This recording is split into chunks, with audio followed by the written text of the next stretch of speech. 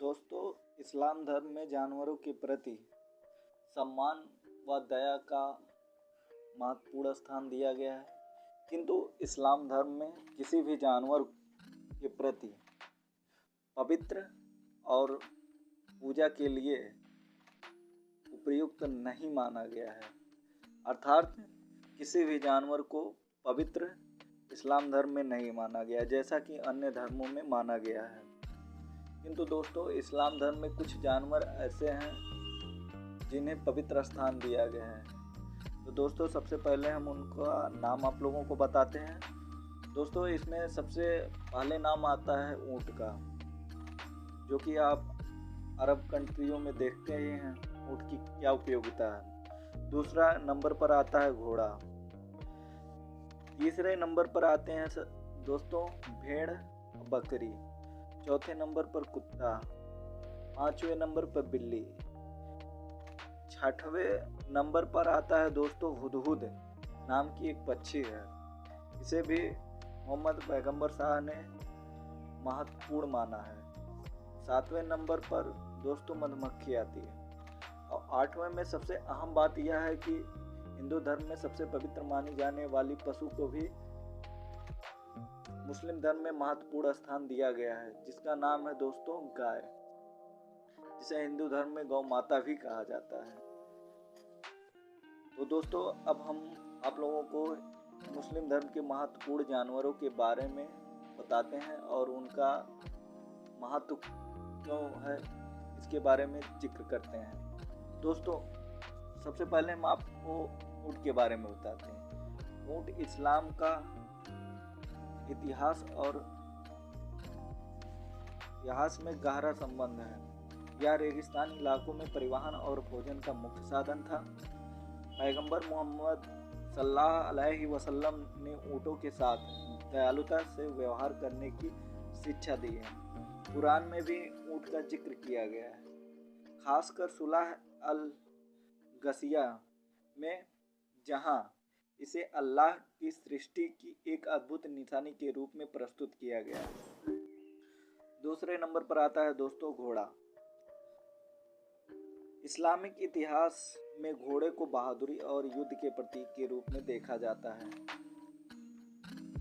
घोड़े का उपयोग घुड़सवारी के लिए इस्लाम में महत्वपूर्ण माना गया है और पैगंबर मोहम्मद साहब ने कहा है कि घोड़े की देखभाल करना बहुत ही महत्वपूर्ण कार्य माना जाता है।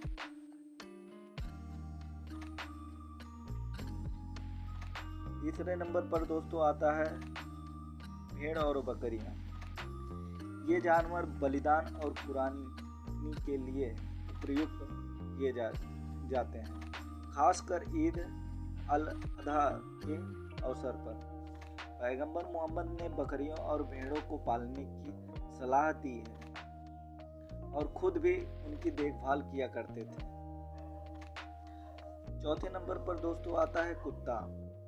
हालांकि कुत्ते को इस्लामिक धर्म में घर के अंदर रखने को हतोत्साहित किया गया, अर्थात साफ सफाई के कारण उन्हें घर के अंदर नहीं रखने की व्यवस्था की गई है। लेकिन इनका विशेष महत्व खासकर रखवाली और शिकार के लिए है।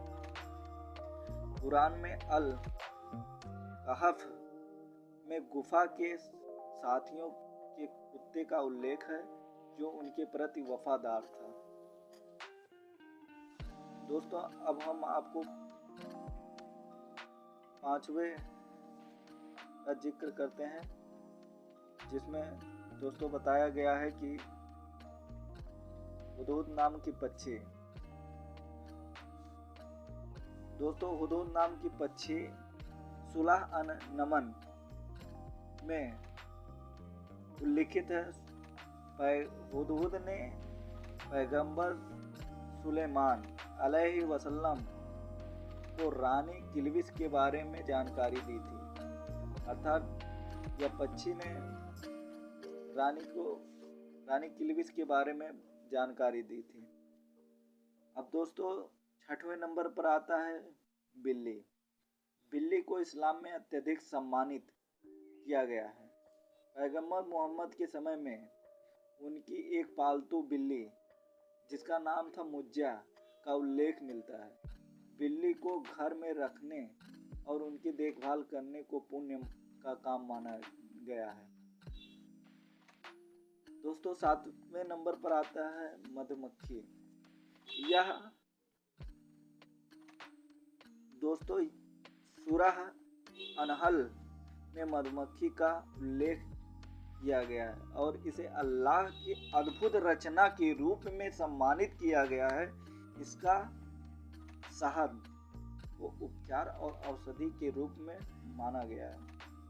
अब दोस्तों सबसे अंत में जो जानवर है उसके बारे में थोड़ा सा जिक्र करते हैं, इसके बारे में भी, क्योंकि ये बहुत ही महत्वपूर्ण जानवर है जो कि दो धर्मों में कंट्रावर्सी का रूप लेती है, जैसे हिंदू और मुस्लिम में। मुस्लिम धर्म में गाय को पवित्र नहीं माना गया, जबकि हिंदू धर्म में गाय को पवित्र माना गया। तो दोस्तों यहाँ मुस्लिम धर्म में गाय को पवित्र न मानकर उसे महत्वपूर्ण जानवर के रूप में माना गया, जिसका उपयोग दूध के लिए किया गया है, मांस के लिए किया गया है। तो दोस्तों हम पहले बताते हैं गाय का इतिहास क्या है। दोस्तों कुरान में सूरह अल बकरा में गाय का उल्लेख है। गाय का दूध और मांस उपयोगी और लाभकारी माना गया है और इसे एक महत्वपूर्ण घरेलू जानवर समझा जाता है। मुस्लिम धर्म में महत्वपूर्ण इन जानवरों की वजह से महत्वपूर्ण स्थान दिया गया है। तो दोस्तों अगर हमारा मेहनत आप लोगों को पसंद आया तो दोस्तों वीडियो को शेयर करिए। धन्यवाद दोस्तों।